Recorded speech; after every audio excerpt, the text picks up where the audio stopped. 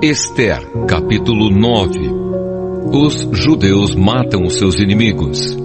Chegou o dia 13 do 12º mês, o mês de Adar, o dia em que deveria ser cumprida a ordem do rei. Era o dia em que os inimigos dos judeus esperavam dominá-los.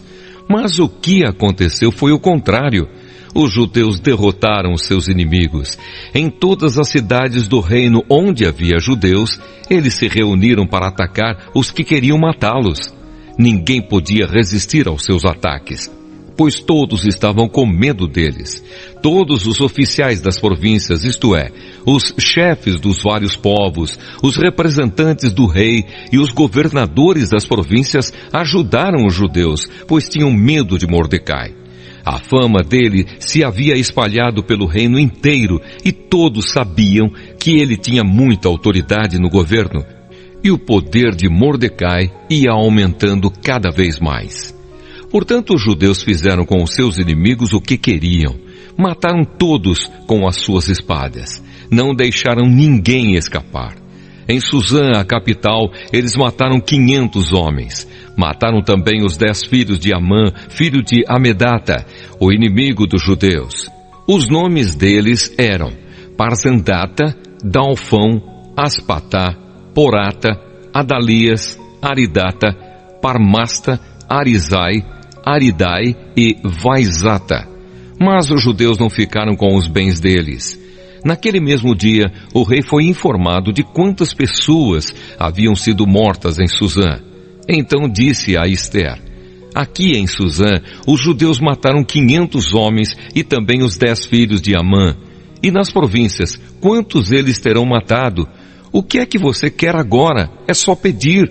Se quiser mais alguma coisa, eu lhe darei.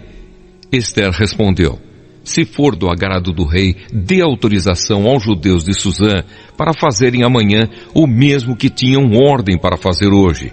E peço também que os corpos dos 10 filhos de Amã sejam pendurados em forcas. O rei concordou e mandou ler a autorização em público em Suzã. E os corpos dos 10 filhos de Amã foram pendurados em forcas. No dia 14 do mês de Adar, os judeus de Suzã se reuniram e mataram mais 300 homens na cidade, mas não ficaram com os bens deles. No dia 13 do mês de Adar, os judeus das províncias se reuniram e se defenderam. Mataram 75 mil inimigos e assim se livraram de todos os que os odiavam. Mas não ficaram com os bens dos mortos. No dia 14, eles descansaram e comemoraram com banquetes e festas. Mas em Suzã, os judeus comemoraram no dia 15 do mês, pois nos dias 13 e 14 eles mataram seus inimigos e só no dia 15 descansaram. É por isso que os judeus que vivem em vilas e povoados comemoram o dia 14 de Adar com banquetes e festas e mandam comida uns aos outros.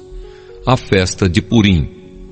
Mordecai escreveu tudo o que havia acontecido e mandou cartas a todos os judeus que moravam em todas as províncias do reino, tanto aos de perto como aos de longe.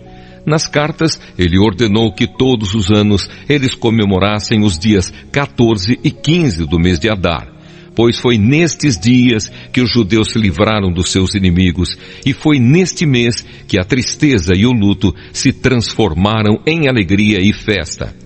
Portanto, que dessem banquetes e festas, mandassem comida uns aos outros e distribuíssem presentes aos pobres.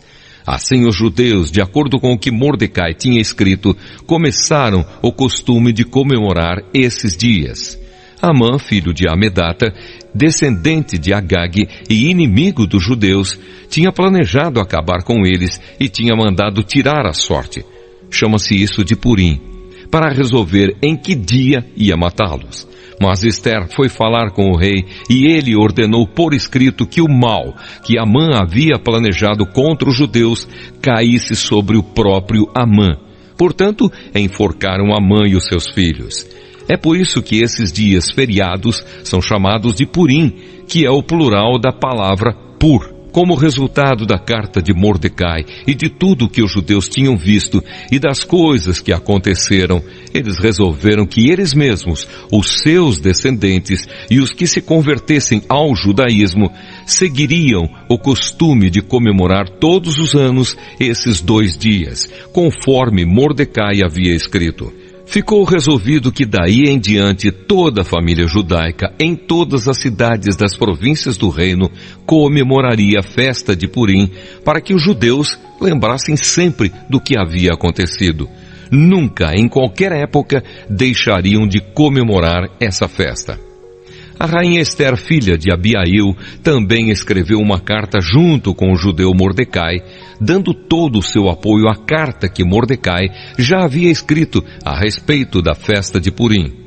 Cópias da carta foram mandadas a todos os judeus das 127 províncias do reino, desejando-lhes paz e prosperidade e confirmando que a festa de Purim devia ser comemorada nos dias marcados.